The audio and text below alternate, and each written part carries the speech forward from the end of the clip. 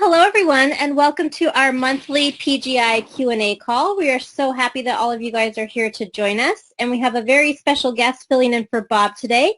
So welcome Ms. Peggy McCall to the call. Peggy McCall to the call. Sounds funny, doesn't it? We are so happy that you're here with us to answer all these wonderful questions that we got in advance. So if you're ready, Peggy, we'll go ahead and get started. I was born ready, Tracy. Let's get going. All right. All right, great. All right, so our first question here is from Beate, and the question is, what do you suggest is best for strengthening my attention despite a chaotic environment? Well, Beate, that is a great question. I know one of the techniques that Bob teaches, and you may or may not have heard of it, but he talks about getting a candle and lighting a candle and setting a timer, perhaps either an egg timer or a timer on your phone, where you can decide that you're going to stare at that candle for a specific period of time. And you can start with a short period of time in the beginning, like a minute or something like that. But that is definitely a way that you strengthen your focus and your attention on one particular item on the candle. The other things that I've done in my own experience in order to focus is I've decided to shut off any noise if you can. Like if you're in an environment where there's a lot of noise, perhaps you could even put on headphones and have some either quiet music or very, very soft, gentle music playing. Another thing is I will ensure that anything that's technologically savvy, like computer screens, music, or anything like that, if it's around the home or around the home office, I will turn that off and make sure that it's quiet. Another thing that I do, and this may be helpful to you, is that I will allocate and actually schedule time in my agenda where I will decide that I'm going to focus on a particular item for that period of time. I'll give you an example. Let's say I'm developing a program or a module or a bonus or doing something that I'm preparing for my clients and my prospects. What I'll do is I'll have it scheduled in my agenda. But I'll also make a commitment that I'm going to complete it or make some kind of a progress. If I'm writing, as an example, I'm going to write so many words in that hour. And I don't allow myself to get up. I really dedicate the time. I discipline myself to do it. Now, getting into the habit of doing that creates the habit of having a more focused attention. So those are some suggestions for you, Beate. Okay, the next question that we have is from, not sure how to pronounce the name, so I apologize if I'm not saying your name perfectly. Joachim, by far most qualifiers in the inner circle are young and female. And what Joachim's talking about is the thinking and results consultants. So they're mostly young and female. It seems for older people it is more difficult to shift paradigms and see results. What do you suggest to older folks to do differently in order to have great results? All right, the first thing is that the paradigm that you have is that it's more difficult for older people. Is it difficult for older people? Not always. It depends. It depends on if you believe it's going to be difficult. It's like Henry Ford, who said, if you think you can or you think you can't, you are right. So if you believe it's going to be difficult, it's going to be difficult. What if you believe that it was easy? What if you got to a state of dissatisfaction? And as you've heard Bob say, it's a very creative state. It's a very empowering state. And in that state of dissatisfaction, you decided that you're going to discipline yourself to get the results that you're looking for. So the first thing I would suggest is to stop saying that it's more difficult for older people. And that what you can do is that you can decide and see yourself in that inner circle. You can decide that you're going to be one of the leaders in the TIR consultant program, that you're going to be someone that they're highlighting and focusing every single week in the newsletter. You're someone that's getting on stage at the event and you're sharing. Now, if you've been to the TIR consultant training, which I believe you have, you will see that there are a number of TIR consultants like Brian Dalmasco and Karen Brook and Eva and Kim, and what they do is they get on stage and they'll share their story. They'll share what they've done. There's so much to learn from by being at that consultant training. But what I find so impressive is that all of them saw the results in advance. Everyone has the opportunity to succeed. If you're a consultant in TIR, you all have the same opportunity. The fact that one person is creating phenomenal success is simply because they are a product of the product, so they really believe in the product and they've used it in their own life to make positive results. So they're living it, breathing it, they're working with the law, and they're getting out there and they're taking action. And we've got people in all parts of the world that are making this happen. Now, the second part of your question is, what do you suggest to become successful with TIR as a consultant in an area that is predominantly non-English speaking? What I suggest for that is to follow what's taught in the TIR training, what they teach the consultants to do, because whether it's training that, or whether it's a methodology that's being done in English, is being taught in English, you can absolutely apply it to any other language. So essentially, you're doing the same thing that's being taught, and of course is being taught in English, but you're doing it in another language. It's not any different in another language. It's the same process, the same methodology, whether it's in English or another language, and it works. All right, the next question that we have is from Laura, and Laura says, what are the top 3 action steps you consider essential for life success and why? What are the top 3 action steps that you consider essential for life success? Well, number 1 would be studying. The reason why is because it expands your awareness. And the more aware you are, the more likely you're going to apply the knowledge that you're learning. So studying is number 1. Number 2 is that you must become aligned with your outcome. Absolutely essential. So what do I mean by that? If you have a goal to be earning a certain amount of money a year, and I noticed there were some questions about this as well, you must act as if you're already earning that kind of money. You are that person that's earning that kind of money. In other words, you're in alignment. You're on the same frequency as that goal that you've set for yourself. And why is that essential? Because that's how we manifest things into physical form.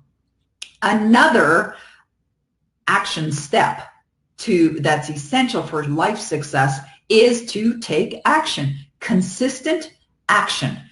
Every single day. One of the things that Bob talks about, and he talked about it and he talks about it in his programs, he talked about it at the last live event, is that you set yourself 6 things that you're going to do the next day that are action items that are going to be taking you in the direction of your goals. So that's essential. I know that one of the reasons why I've experienced the success that I have is because I'm an action taker. I'm a doer. Someone said to me the other day, you are a get her done kind of gal, and that's absolutely right. So those are the 3 things. Number 1, study. Number 2, get into alignment with everything that you desire. And number 3 is to take action. All right, let's go to the next page, Tracy, and we'll look at the next questions. Okay, the next question is from Chantel, and it says, I listen to Lead the Field lessons every night and throughout the day. That's fantastic. It's like someone holding my hand, guiding me from the dark and into the light. Am I on the right track? I need reassurance. Absolutely, you're on the right track. What I love about what I'm hearing here from Chantel is that she is studying day and night. You're absolutely on the right track. And you're right, Lead the Field is like someone holding your hand and guiding you all the way. It's a phenomenal program. It's one of the best programs that you can find. So yes, you're on the right track. All right, let's go to Jody's question. Do you have any simple techniques to build up our mental faculties? For example, staring at a candle to build up concentration, for the imagination to visualize and perhaps rearrange your room. Could you please share any simple exercises for strengthening mental faculties? All right, great question, Jody. I love that you're asking that. One of the, I'm just thinking of what the mental faculties are. One of the mental faculties is memory. And so if you want to build memory, there are a lot of either apps that you can get for your phone, or there's things online. Luminosity is actually a place where you can help build your memory and help build your mental thinking faculties as well. So you may want to look for different things that can help. It depends on the actual mental faculty that you're looking to build upon. Imagination, which you've mentioned, is one of the most powerful of our mental faculties. So what can you do to strengthen that? What you can do is dedicate some time every single day that you are going to be visualizing. right? You're going to tap into your imagination. So it could be early morning or late at night when it's quiet, right, where there aren't any distractions. And you just close your eyes. And now you can do this in a couple of different ways. You could either close your eyes and in your imagination go to that place. And that place is you living the life of your dreams, you having whatever it is that you want. It could be a particular goal. It could be just general life, whatever it is, just investing the time. But you've got to see it, right? So honing in on that mental faculty is you reminding yourself and thinking about what pictures, what would I see if I was in that experience. So you hone it. It's like you're working on it all the time, really thinking about it, but dedicate the time to do it. Another method is to create something like a vision board. And a vision board is where you take images, photos, different things that will remind you and put you into that vibrational feeling, that frequency of having that which you desire. Another technique that I have is a process that I use. I call it my Power Life movie. Now, I have something called Power Life Script, which I believe many of you may or may not have heard about, but Power Life Script is where you script your life as you want it to be. You write it out as if it's present tense, including all the emotions, the feelings, everything that you would be feeling living that life. And then you create word pictures as well so that you can see it in your imagination and listen to it you record it and then listen to it every single day. And I do that multiple times every single day.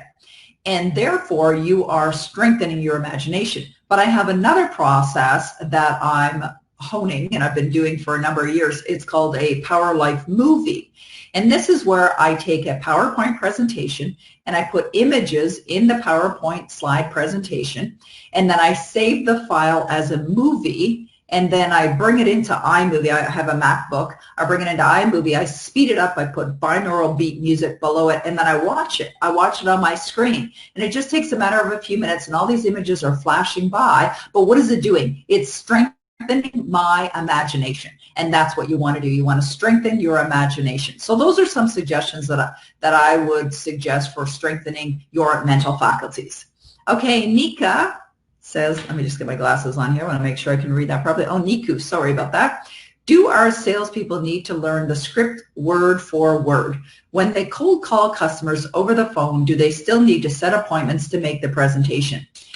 When they cold call customer, do they still need to set appointments to make the presentation? I'm going to answer the second part of the question before the first part. Yes, setting appointments, what that does is it creates a level of commitment. If they have committed to an appointment, then they're far more serious and far more committed at the onset to pay attention to what you're going to be offering them. Now, the first part of the question here is, do you need to learn the script word for word? No, you don't. Now, the scripts are designed to help you. The scripts are designed to give you guidance, but you've got to be flexible with the approach as well.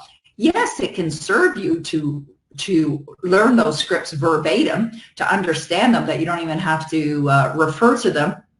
But you also want to really pay attention to the energy of the call, of the person that you're talking to, the prospect. You want to feel as relaxed and as natural as possible. Because if you're feeling that this is all staged, that the questions or the script is designed in a way that feels more robotic and not natural, well, the person that you're going to be meeting with, that you're going to have the appointment with, is going to feel it as well. So if you do understand or learn the scripts verbatim, ensure that when you're delivering them, that it just comes across so natural, that it's not that you're reading anything, that it's as if you're having a dialogue or a conversation with somebody else. But those scripts were created for a very good reason, because they work.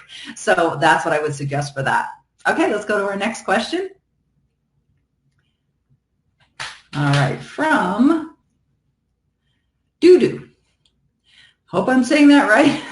How do I use the programs we have learned so far to start a business from scratch? I have no experience and I'm looking for guidance. I have an idea and I know what, I do not know how. All right, great. How do I take your programs to make my paycheck so that it is the same as an employee's monthly salary from a business? The decision has already been made. Okay.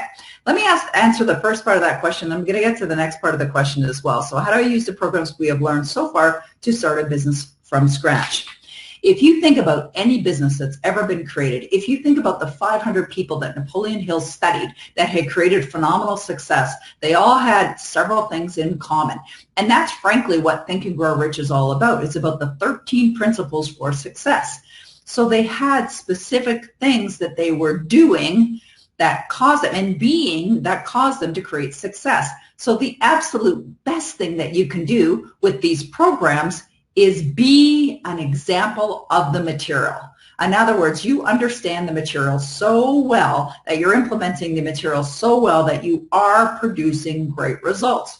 You are in a positive mindset. You've got the right attitude. You're setting your goals. You're getting into alignment with those goals, and you are moving in the right direction. But how do you start a business from scratch? You see, and I like that you said I had no experience and you're looking for guidance. I incorporated my business in 1994. And when I incorporated my business, I was at home with my baby. And I had absolutely zero experience in business. Zero. My father was a janitor who worked for a company. My mother was a checkout clerk in a company or in a grocery store. I did not have entrepreneurial parents. We were raised in a very poor environment. So I did not have the knowledge. I did not have the education. I did not have the leaders or the role models or anyone that was guiding me to create a business.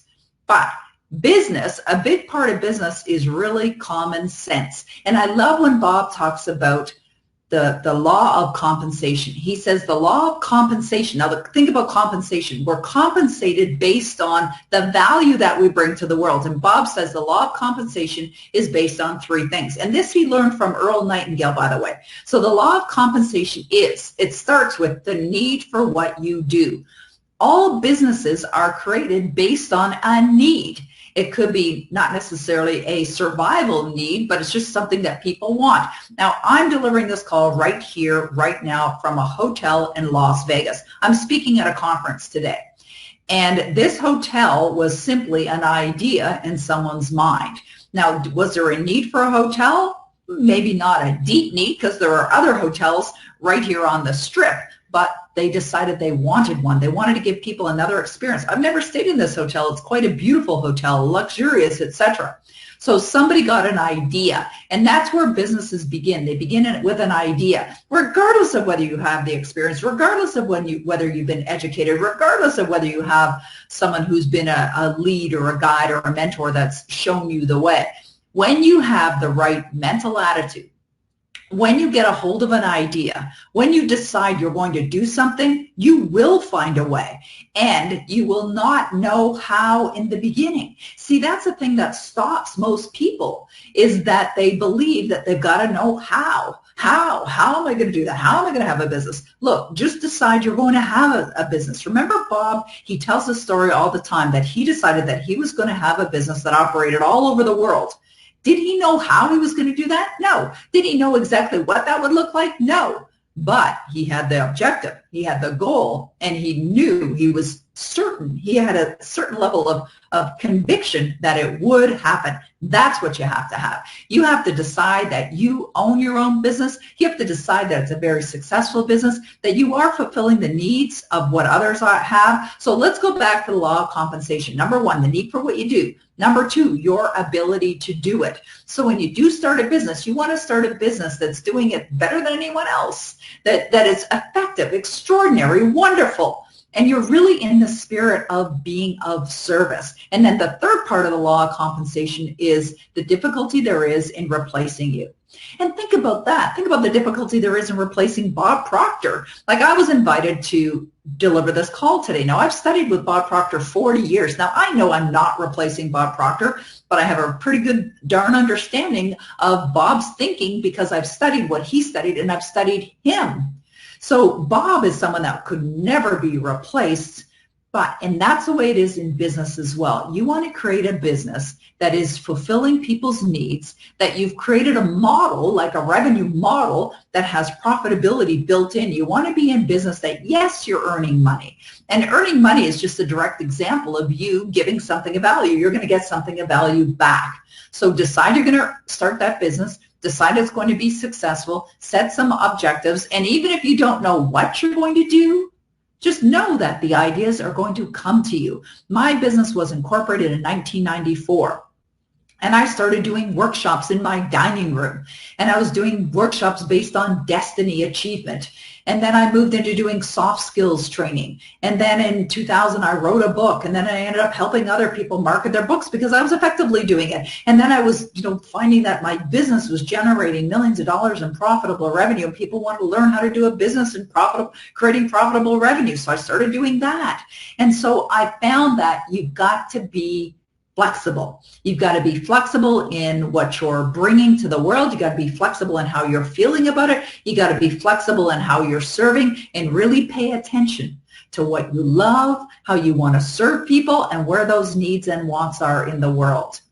All right, so how do I use your programs to make my paycheck so that it is the same as an employee monthly salary from a business? The decision has already been made. Well, you can be an affiliate of Proctor Gallagher Institute.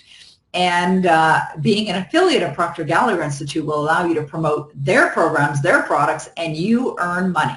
And if you want to find out a little bit more about the affiliate program, you can send an email to Tracy. What's the email address? Is it affiliates@proctorgallagher.com? What's the email address?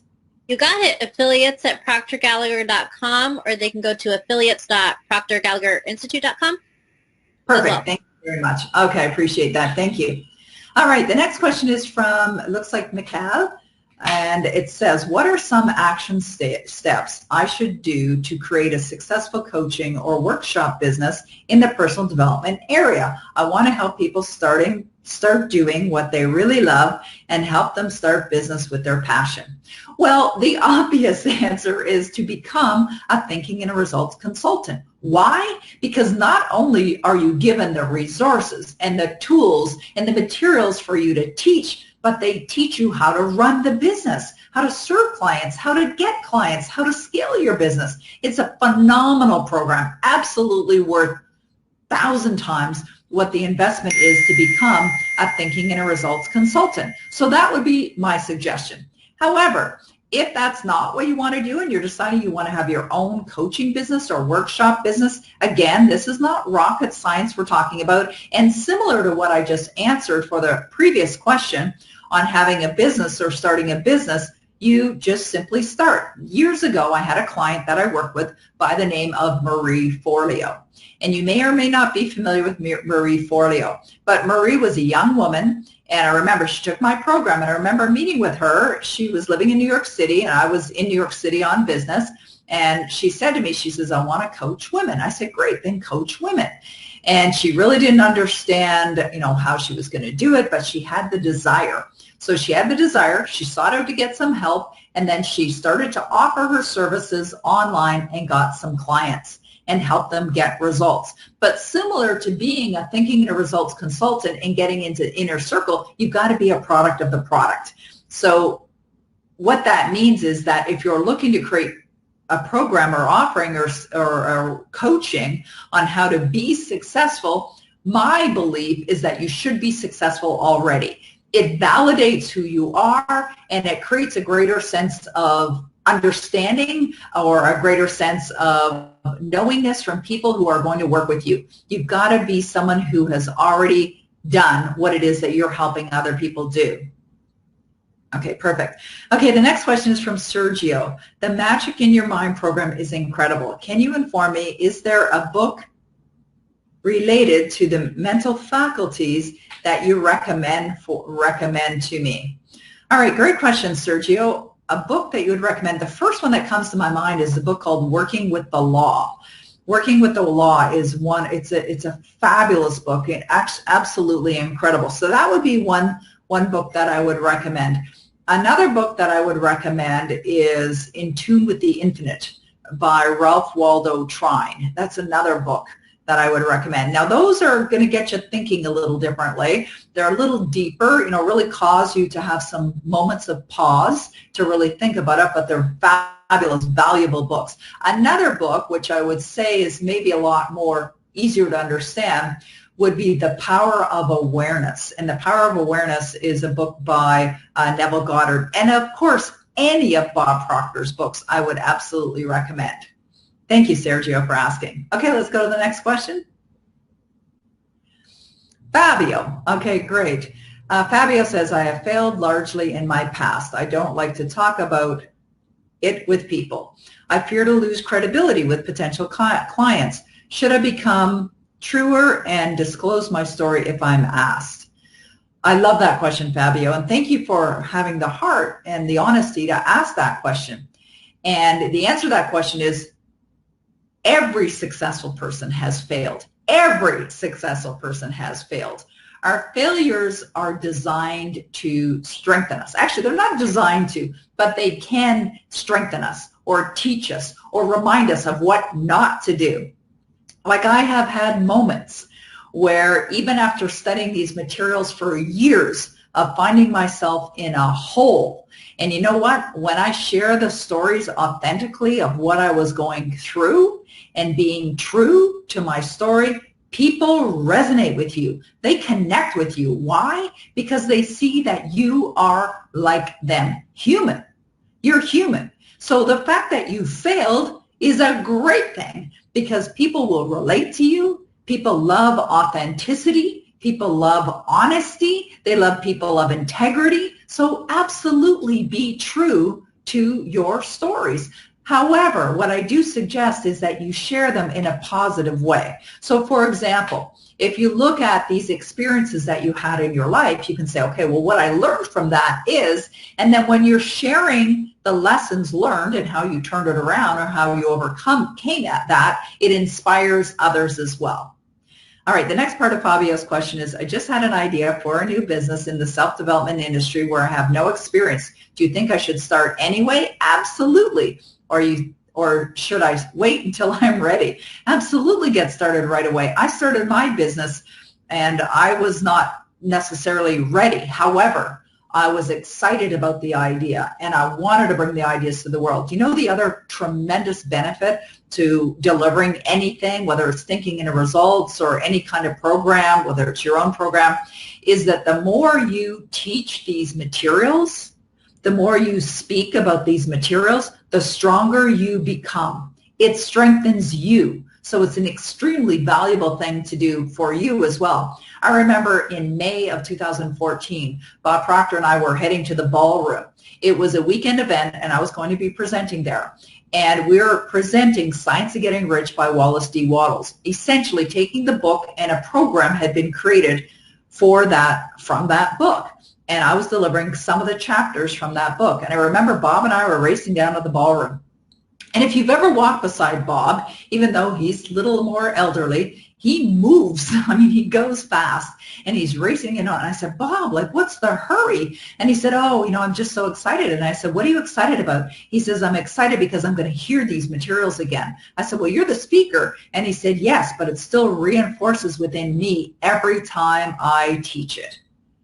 And that thought, I'll never forget that, because it's like, well, of course, I never really thought about it that way. Now, Bob doesn't teach what he teaches because he's looking to strengthen himself. He's doing it to give something of value, but he wins every time because he's sharing the messages. That's why our TIR consultants who are really out there, that are really making it happen, continue to strengthen themselves and get stronger and more powerful, because they're sharing such valuable information that it strengthens them as they're helping to strengthen others. Okay, Marcus says, I have many ideas what I will do with the money I am manifesting, such as my own company, a house in the mountains, a boat, charity. Is it good to have multiple goals to define a goal to one specific wish? Love that question, Marcus. Well, absolutely have as many goals as you want. There's no limit to the amount of goals that you can have, and you can define your life to be the way you desire it to be. And I mentioned a few minutes ago, one of my strategies is something called the Power Life Script. Now, the middle word is life, so it's everything about your life. So my Power Life Script is about 27 minutes long. And I talk about my relationship with my wonderful husband. I talk about my relationship with my grandson, with my son. I talk about my clients. I talk about my business. I talk about my physical body. I talk about how I feel. I talk about our beautiful home that we own. I talk about our cottage. I talk about our boats. I talk about driving down the road. I talk about the way I travel. All of it, every single part of it. So they are like goals, but I write them out as if I'm already experiencing them. And however, I have one goal that I have on my goal card. And so that's where I think some people get confused and they think that they should only have one goal. But on your goal card, having one goal is something, it's one thing that you're going to give your your focus on, and that's what you're going to manifest. But quite often, that goal that you have on your goal card is going to have a positive ripple effect in other areas of your life. I know mine does. My goal that I have for myself positively impacts every area that's important to me in my life. Okay, let's go to the next question. Veronique, I'm having trouble finding my goal and purpose. Is there support in this aspect within PGI available to me? Great question, Veronique. And this is something that's discussed, and I notice this is discussed at almost all of the events. So Veronique, if you weren't at the goal the goal creation program, which was just delivered in Los Angeles, hopefully you can still get the stream to that. But that was a program that was all about goals, right? Now, first thing I would suggest is, let me just give you some guidance on this. Well, first thing I would suggest is if you haven't watched the stream for that, watch the stream for the program that was offered last weekend. And if you're confused, just send an email to support and say, I want to find the link or the access or where I can invest in the streaming from the Goal Achievers program that was held in Los Angeles about a week ago. Maybe it was 2 weeks ago now. And because that program was all about goals. The next thing is I would stop saying you're having trouble finding your goal, because as you know, and Bob would say this, as you know, if we keep declaring that, we're going to continue to experience that, and that's not what you want. And your goal and your purpose are different things. So I'm going to talk about the goal first, then I'm going to go to the purpose. So the goal, finding your goal, is I would start to declare to the universe that you are grateful that you know exactly what your goal is, that you are in love with your goal, and you feel really good about your goal, even if you don't know what it is. Because when you declare what that goal is, you are going to know. How do you know? You know by how you feel in your heart. Like my goal card has lipstick on it. Why? Because I kiss it. I am in love with my goal. Bob suggested get a goal that you are in love with. So how do you find that goal? You get quiet. First of all, you decide you already have it, and then you get quiet and just say, what would I really love? What's the goal that would just like totally turn me on? It's the goal that keeps you awake at night, but with excitement, right? Not with fear or trepidation or anything like that. It's the goal that really gets you excited. What is it? And it could be anything. See, a part of the reason why people don't even get to that goal is because they start thinking, how am I going to do it? And they start thinking limited supply. They start thinking from limitations. So get rid of that idea and think anything's possible. You could have, do, be anything. What would you love? If I was a genie that just came out of a bottle after you rubbed the Aladdin's lamp and I said, your wish is my command, what would it be? Right? Just get real clear on that. It may take you a couple days to figure out what it is, but start to feel as if you already know what it is, and you will determine what that is. Purpose is a little different. Purpose is what you decide why you're here. You know, why do you believe that you're here? What's the purpose of your life? What is it that you really, really, really want to do? And back in the 90s, I became very clear on my purpose. My purpose is to make a positive contribution to the lives of millions. That's why I'm here on earth. I take that very, very seriously. So you got to know what's in your heart. What do you believe is the purpose of your life? And declare that you're happy and grateful that you now know what that is as well, and you will find it. Okay, our next question is from Adam. Adam says, I have no idea what services I can provide to claim my income goals. How do you develop multiple income streams? I have a job. It is keeping the lights on, but doesn't evoke true passion for me. How do you find your true purpose? My main responsibility is caring for my young children. I love that. And I love that your family is such a priority for you, Adam. So you've got to decide, first of all, multiple streams, very, very easy. And we'll talk about that in a minute. But you've got to decide, what are you most passionate about? What feels passionate to you? You mentioned caring for your young children. Maybe it's something in that genre or that area of doing something with children or for children. You see, you start to think about, if I was doing work that I deeply love, that I was so excited to get up in the morning, and that all day long I was declaring, I love what I do, I love what I do, I love what I do, what would that be? It may be something that no one's ever thought of before. It may be something that's similar to something that someone's doing right now. It may be something that is the same as what someone else is doing right now. But that's what I would play with that idea. You're really tapping into your mental faculty called your imagination. Play with that idea and allow the answer to come to the surface. Now, you have a job right now. Well, I would give thanks for that. I would absolutely give thanks. I'd be in a state of gratitude because it is keeping the lights on, as you mentioned. And it isn't a true passion, but it's a way, it's a means, it's something that's helping you now. Obviously, your children are important to you. It's helping you take care of your children as well. So I'd be in a state of gratitude that you have that job. Not everybody has jobs. There's people who are in the streets. You have a job. You've got lots to be grateful for, because when you're grateful, you attract more good into your life. You attract more good in so many ways. So be in a state of gratitude. Be in a state of gratitude for that job, and you're going to find exactly what you want to do. Okay, let's go to Jasmine. Jasmine said, a few months back, I had to decide about surgery for my Chihuahua. The surgery was meant to prolong her life, but she died at the end of it. Without surgery, she might have lived another good year or so. I feel guilty, and my heart is heavy. Just don't seem to get over it. She was like my four-legged daughter. Any suggestions that might help? Well, Jasmine, as a person who loves dogs, I have 2 dogs myself, and I had 2 dogs pass away, one last year and one the year before. I can totally relate. But let me start by saying guilt is a useless emotion. It's a useless emotion unless you use it as something that can be a lesson learned. And that can be a beneficial thing. It's not going to serve you. It's not going to serve you. Your Chihuahua has gone on to its eternal life, and the spirit will always remain. The memories are always remain. So what you can do is you can focus on how much love you experienced with your Chihuahua, how much love it was to have that being in your life at the time that you did.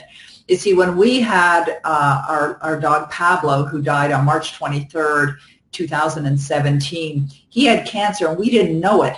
And, you know, when we discovered that he had cancer, I mean, he was really sick at that point. We're like, if we had known earlier, but he can't go there. I mean, it's not going to serve you. You just learn from it, right? Let it go. You've got to get into a state of letting it go. It is what it is. It is what it is. Harvest the good and forgive the rest. Bob talks about that 3-step process all the time. Don't feel bad about it. Don't have any negative emotions. Switch over to positive emotions, sharing in the joy and the love that you had while you had your little girl, your little Chihuahua in your life. My little dog, Noelle, died February 2nd last year, and she was just the best dog ever. I was so attached to her, so connected to her, and she started going into seizures. She was 15 and a half. She started going into seizures. I did not want to put her down, as they call it. And people were saying to me, you're going to have to, let her go. And I did not want to let her go. And I called the vet. They came to my home, and they took a look at her, and they said, she's suffering. She's suffering. And it's like, it was such a difficult decision, and seeing her take her last little breath was really challenging. And so anyone that's gone through that experience, they've got that guilt feeling. It's like, maybe she could have lived longer, whatever it is, but just let it go. It's not going to serve you. Let it go. Love the memories and love the experience that you've had, and forgive the rest. Okay, let's go to the next question here. I think I need to go down my screen. Oopsie. Hang on okay, a sec. I'll read it off to you. Thank you. Okay, so it's from Dina. Since I've been working on my goals, I have had trouble with family members trying to bring me down. It has affected my nerves in a negative way. I have stopped talking to them, but they are persistent. What should I do? I love that question, Dina, and I love that question because that was my experience. When I decided to get out of the prison, as Bob talked about the Vernon Howard quote, Bob Proctor quoted Vernon Howard. He said, you can't escape from a prison unless you know you're in one. And that was one of the first quotes I ever heard Bob say. And so I was a prison. It was a prison of my own making, although it was built based on paradigms that were built as a young child. I was in a very negative family. And when I started to change, they weren't happy about it. And I tried taking them to Bob Proctor seminars. We're talking almost 40 years ago now. I would take them to Bob Proctor seminars, almost kicking and screaming. And then they'd go to them, and then they'd be like, because they didn't want to be there, right? They weren't inspired to make some positive change. So you know what I did? I just decided I'm just going to duck and let it go by. Just let it go by. Let it go by. It doesn't have any power over you. You said in your question, it has affected my nerves. That's a choice we make. Now, we may not always recognize that we're making that choice, but we are always in control of how we feel. So don't let you affect your nerves. So what I started doing was something that Bob talked about in one of his seminars called psychological reciprocity. Psychological reciprocity is where someone takes a stab at you, but instead of you hitting back, or instead of you taking the strength of their stab and bringing them down, you just duck, let it go by, duck, let it go by. Just, it is what it is. I mean, they're going to be in that place. But what ultimately happens is when your results are changing and continue to change and continue to get better, they get really curious. So when I decided that I wasn't going to try and battle with my family or argue with them because they saw me changing and me growing and I would just duck and let their comments go by, they started to notice my results. And then they became inquisitive. Then they started asking questions. And then all of a sudden they're showing up at my seminars. I remember having my mom in the back of the room at one of my seminars, and I never thought that was ever going to happen, but it did. And even my sister, you know, she's built a business around it. I remember one time her saying to me, I want to be a better person. It's like, who are you and what have you done with my sister? I didn't say that, but that was the thought that I had in my mind.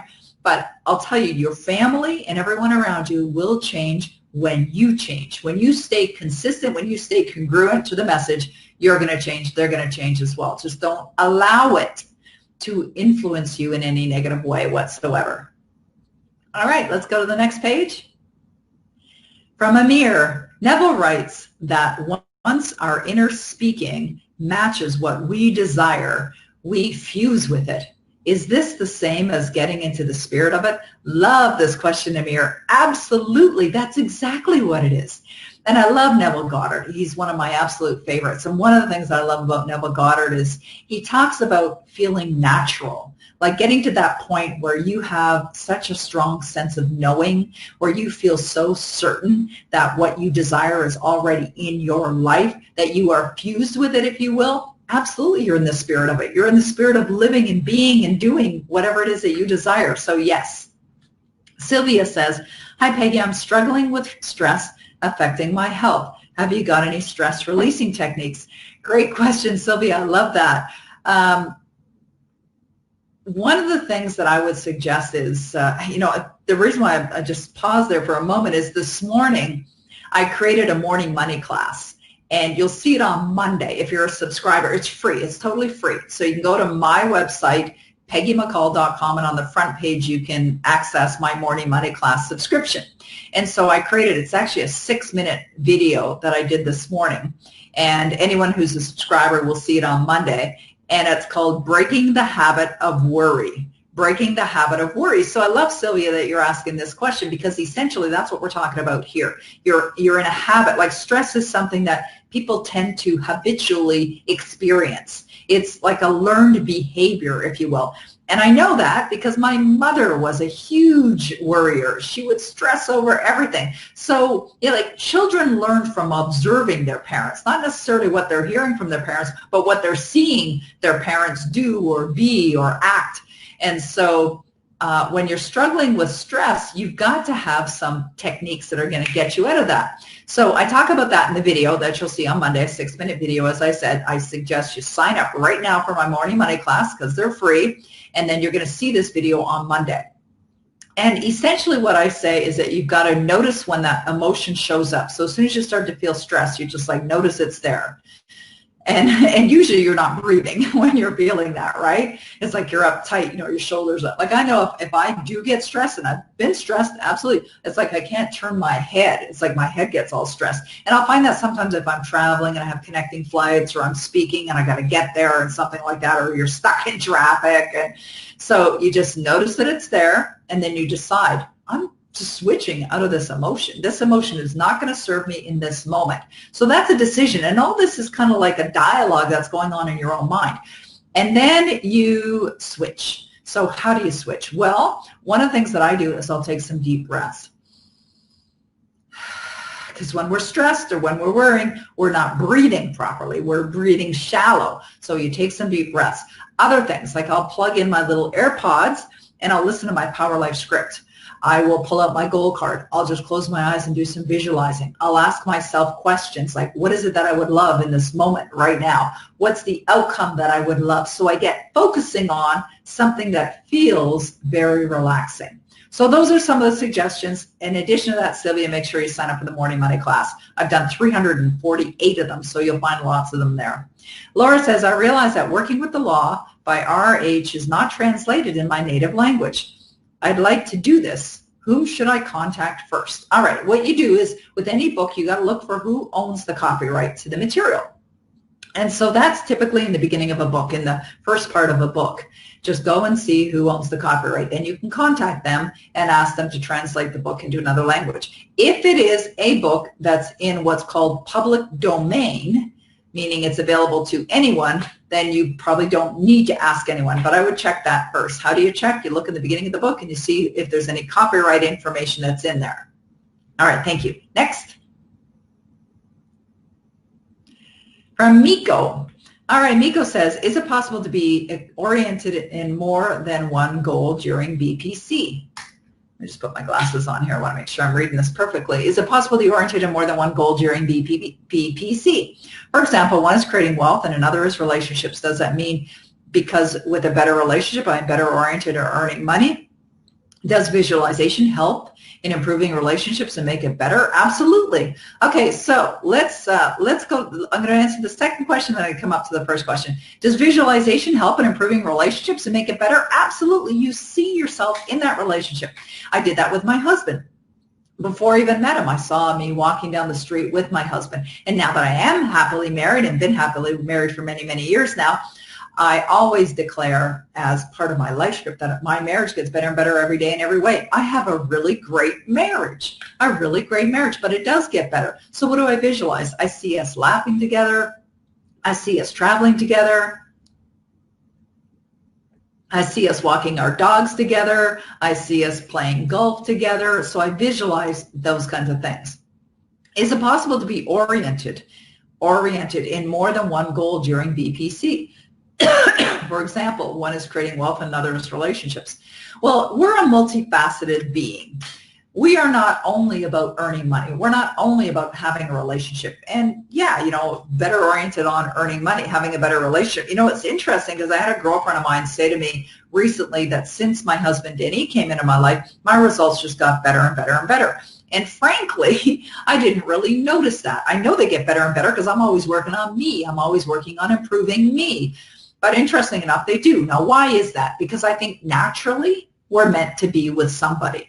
When we are in love and when we're in a healthy relationship, I find it just has this positive ripple effect that goes into other areas of our lives.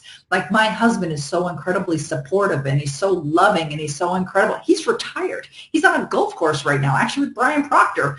And I'm here in Vegas speaking at a conference. But we totally respect each other, we totally love each other, and we have this wonderful, wonderful relationship. And yeah, the business just gets better and better all the time.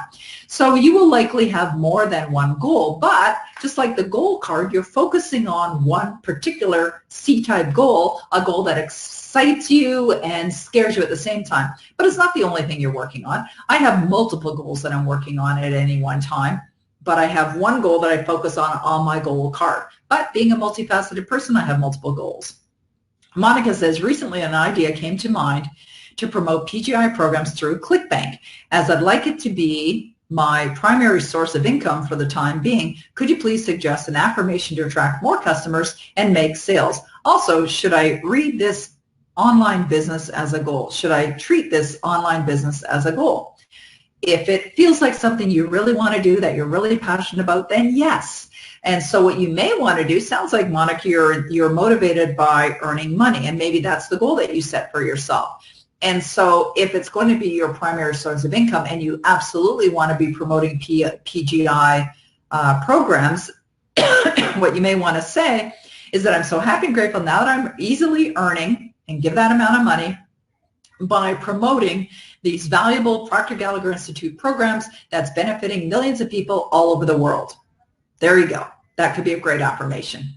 You may want to write that down. Now, fortunately, this call is being recorded, so you'll be able to check that out a little bit later. Let me check the timing of this. You can just go straight to about 49 minutes into the call and you'll have the answer if you didn't write that down as I said it.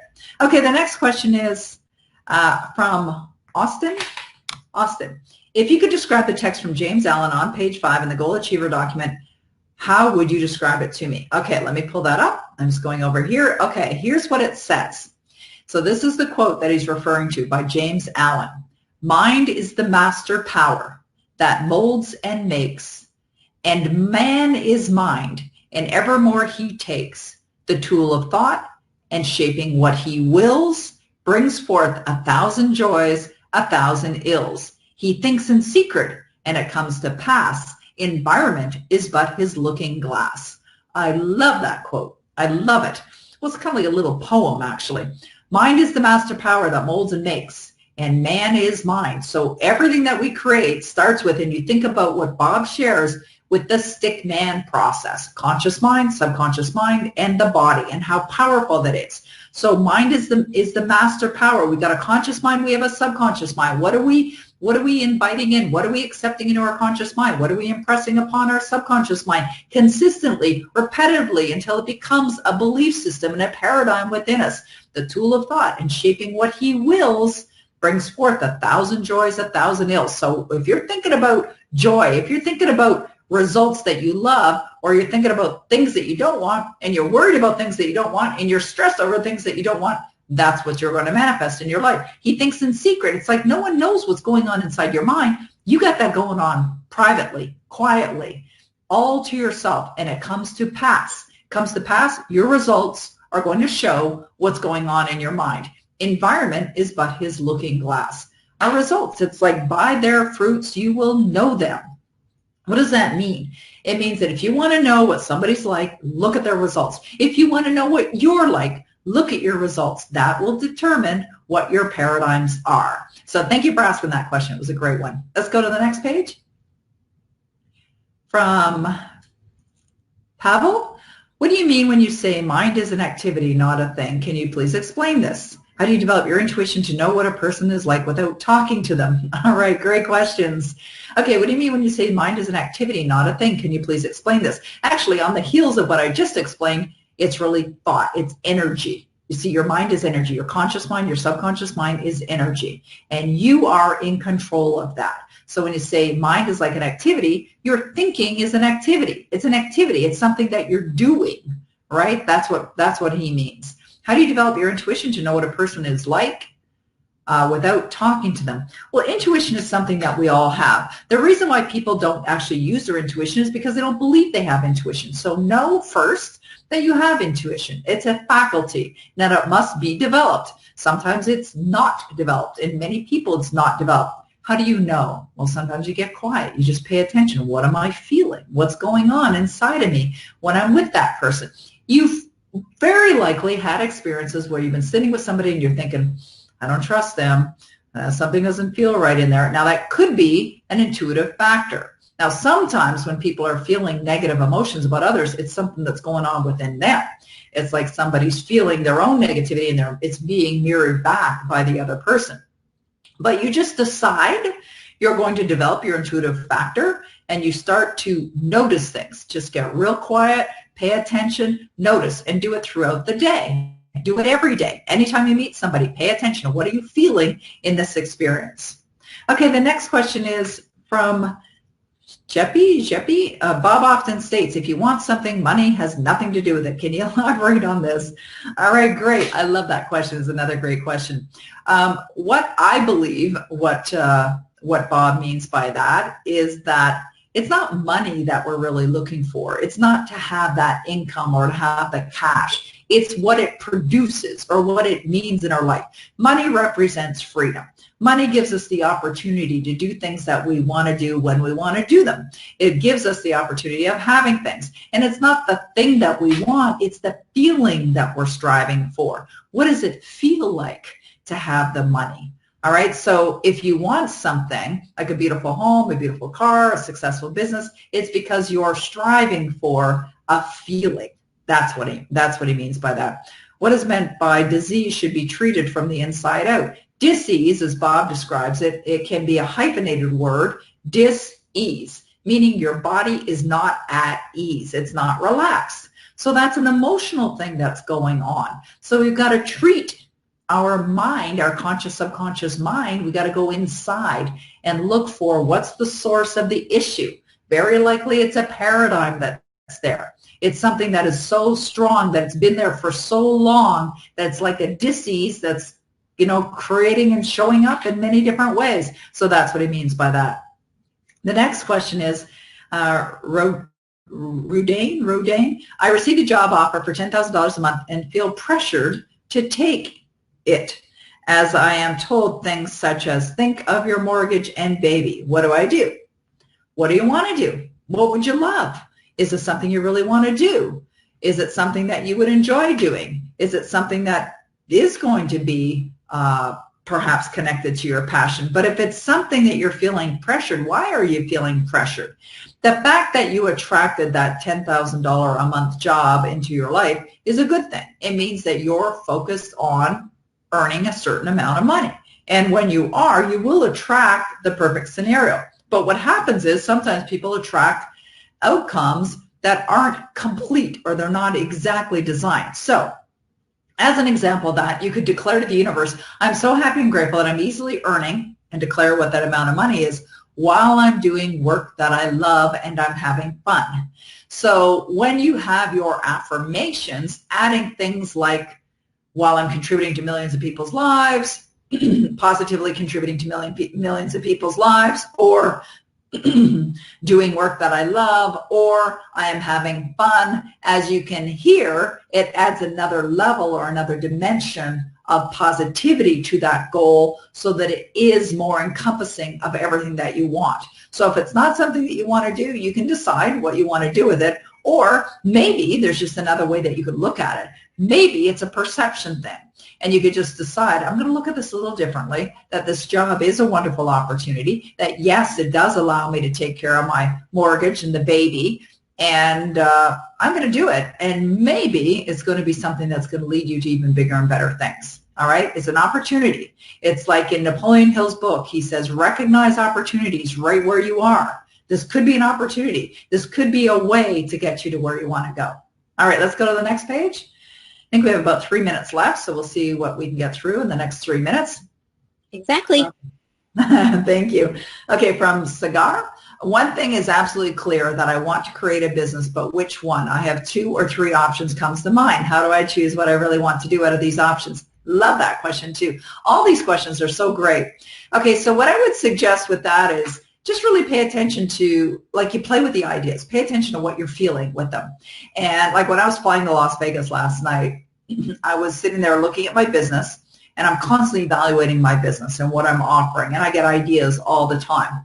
And just in the last week, I've had a couple new ideas. So I was playing with those ideas. And this is what you do. You play with the idea. You see which one really, really feels like the right one that you want to pursue, the right one that you want to do. And then when you take a look, let's say you have 3 options, and you look at what they are, you take a look at what those 3 options are, and you just imagine, okay, if I was doing that, how would that feel? If this was the only thing that I was doing, how would that feel? I mean, maybe there's a way that you can blend all of them, or maybe there's a way that you can start with one of those ideas, get it out there, bring it to the world, it's wildly successful, and then you add another one. Or another idea is that you can decide on one of the ideas, start to bring it to the world, and if you notice that it isn't something that you really want to do, change it. If you don't like where you're going, change direction. All right, let's go to Kendra's question. Does everything go into your subconscious mind unless you consciously reject it? If so, why isn't everything that goes into your subconscious mind expressed?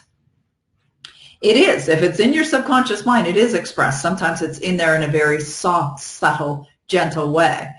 But you're right. Everything's going in your subconscious mind unless you are rejecting it. That's what because it goes through our conscious mind, right? Our conscious mind accepts or rejects. You decide what's going to go in. Sometimes you're not deciding because it got in there when you were a child, right? Your paradigms were built.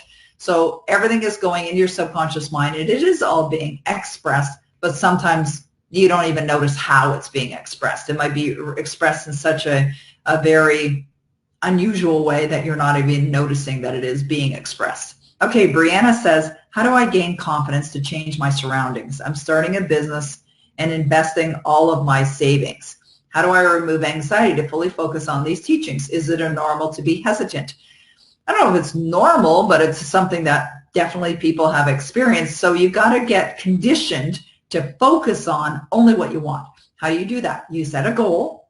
You see yourself with a goal. You practice visualizing every day. You impress the idea of only what you want to happen over and over again through repetition in your mind every single day so that you condition yourself. You build the paradigms that are going to support you. And anytime any negativity comes in, you throw it out. Now, you mentioned that you started a business investing all of my savings. There's plenty more. Abundance is something that there is plenty of in the universe. So just recognize that we live in an abundant world. Money is meant to circulate. You're simply circulating it. And there's going to be plenty more where that came from. All right, so I think we'll call it a wrap. It's 9 o'clock right now. I don't think we got through all the questions, but I know, Tracy, you're going to be saving them for Bob for the next Q&A call. You bet we are. Thank you so much, Peggy, for all of your phenomenal responses, and we greatly appreciate you jumping in and hosting this call for us this month. Thanks, everyone, for joining the call, and thanks again, Peggy. We'll see you guys next month. Have a great day, everyone. Bye. Have a great day. Thanks, Tracy. Bye-bye.